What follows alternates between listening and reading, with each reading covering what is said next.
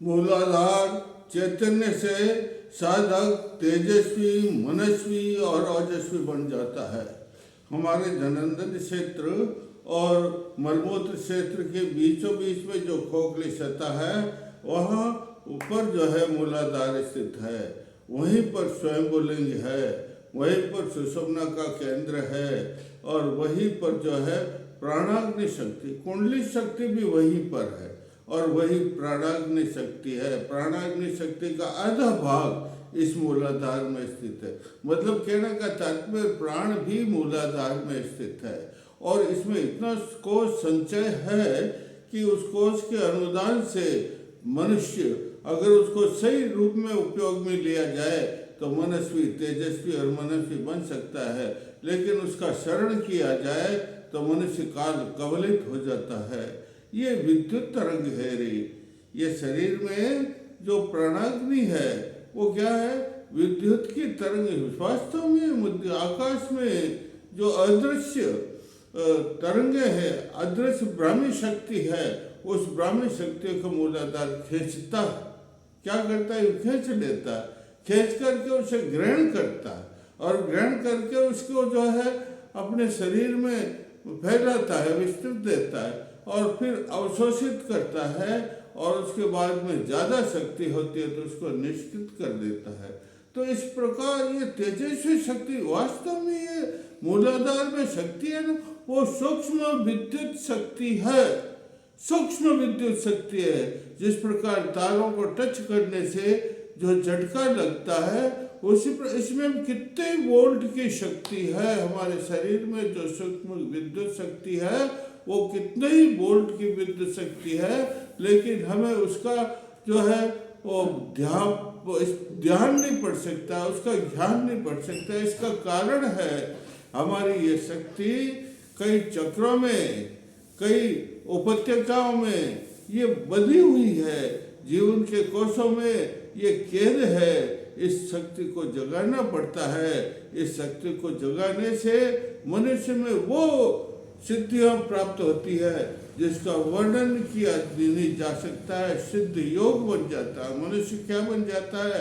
सिद्ध योग बन जाता है। तो हमें इसकी जो है प्राण, इसमें मूलाधार में सबसे बड़ी शक्ति प्राणाग्नि है। कौन सी है? प्राणाग्नि की लो जलती रहती है। वो जड़ चेतन, वो स्थूल शरीर में तो विचारणा और धारणा के रूप में, संवेदना के रूप में, और चेतन शरीर के अंदर जो है वो प्राणवाह के रूप में, विद्युत तरंग के रूप में जो है प्रवाहित होती है। इससे जो अगर मनुष्य प्राणवान हो जाता है तो उसको शतस वर्ष तक जीवित रहता है। किसी प्रकार का रोग उसे नहीं होता है। तो मूलाधार चतुर्दल पद में ये मूलाधार है क्या? मूलाधार जो है वो हमारे रीढ़ की हड्डी, जिसे मेरुदंड कहते हैं, इस मेरुदंड के नीचे जो चंचु प्रदेश है वो 4 भाग में बढ़ जाता है। मूला सुषुम्ना की जो नाड़ी है, इसमें इस मेरुदंड के अंदर चित्ता, वज्रा, विरजा और ब्रह्मनाड़ी है।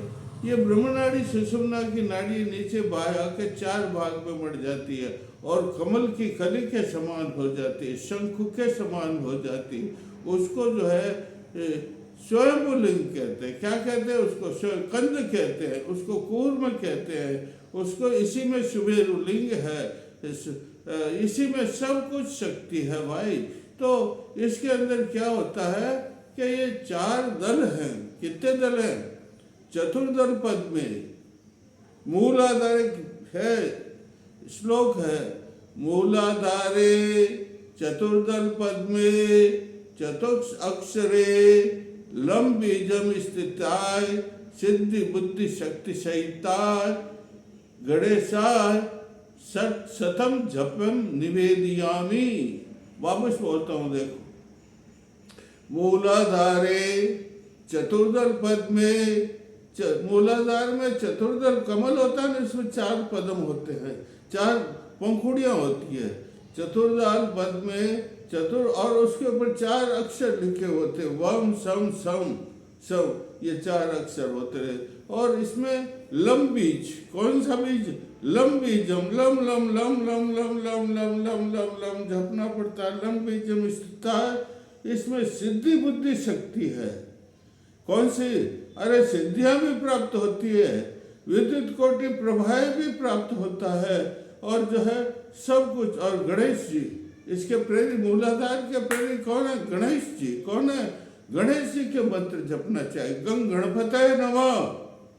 क्या है? गंग गणपतये नमः, हेम वर्णाय रिद्धिये नमः। सिद्धि बुद्धि है नहीं तो उसके भी मंत्र देखो। गणेश जी का मंत्र बताता हूँ, गंग गणपतये नमः, गंग गणपतये नमः।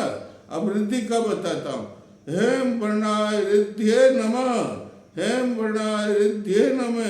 अब सिद्धि का बताता, सर्व ज्ञान विविधताय सिद्धिये नमः, सर्व ज्ञान विविधताय सिद्धिये नमः। सौभाग्य वरदाय धन धान्य युक्ताय लाभाय नमः, सौभाग्य वरदाय धन धान्य युक्ताय लाभाय नमः और शुभाय नमः। शुभ, ये मंत्र जपने से अपने आप गणेश जी प्रसन्न होते हैं। और जब गणेश जी प्रसन्न होता है तो मूलाधार अपने आप जागृत हो जाए। मूलाधार की जन्म सिद्धियों की रक्षा तो गणेश, ब्रह्मा जी इनसे देवता है। कौन के देवता है? ओम ब्रह्मणे नमः, ओम ब्रह्मणे नमः, ओम ब्रह्मणे नमः मंत्र जपा जाता है, तब ये चेतन हो जाता है। मंत्र है इसका, ओम मूलाधारे चैतन्य कुरकुर स्वाहा, ओम मूलाधारे चैतन्य कुरकुर स्वाहा। और ये जपते रहे, लेकिन कैसे? ऐसे थोड़ी। स्नान करो, शुद्ध हो जाओ, पूजा की सब सामग्री रखो, मूलाधार का चित्र बता दो वो रखो, और उसके बाद में आप उसके ऊपर जल के छींटे चारों ओर दे दो ताकि वो सब पवित्र हो जाए। जल की रेखा चारों ओर खींच दो और रम रम अग्नि मंत्र बोलो। कौन बोलो? अग्नि मंत्र बोलो। और फिर ये मंत्र लम लम लम, खास इसका मंत्र है लम। बीज मंत्र क्या है? लम लम लम। ये इसकी कर्णिका में, ये जो कमल है मूलाधार का, इसके बीचों बीच की कर्णिका है, उसमें लम बीज स्थित है। कौन सा बीज?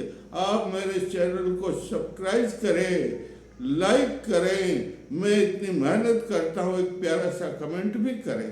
तो इसके बीचों बीच में लम बीज, कौन सा बीज है? उस लम बीज को जो है, यही है खास इसका मंत्र। तो खास मंत्र तो यही है भाई, लम लम लम लम लम लम लम। आप जपते रहे, जपते रहे, जपते रहे। जपने से ये जो है मूलाधार चैतन्य हो जाएगा।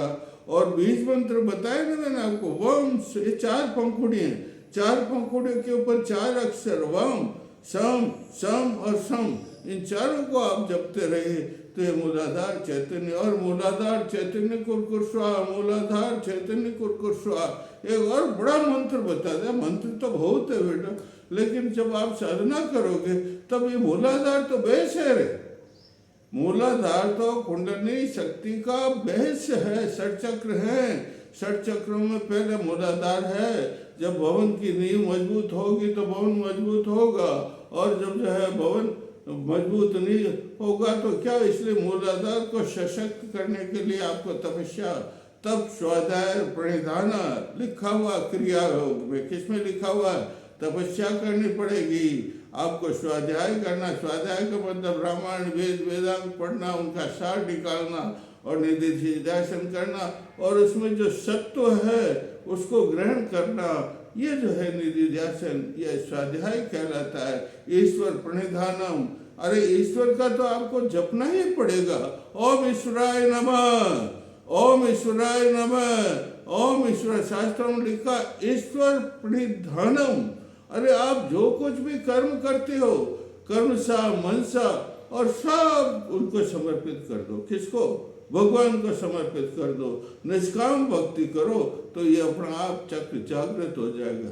जब ये चक्र जागृत हो जाएगा तो अनेक प्रकार की सिद्धियां प्राप्त होगी, और जब सिद्धियां प्राप्त होगी तो साधक सिद्ध योगी बन जाएगा। क्या बन जाएगा? साधक में इतनी आकर्षण शक्ति आ जाएगी कि वो जहाँ पर बैठेगा उस आकर्षण शक्ति से जो है लोग प्रभावित होंगे, और वह पूजनीय बन जाएगा। लोग जहाँ भी जाएगा वह पूजा जाएगा, वंदनीय होगा, स्तुत्य होगा।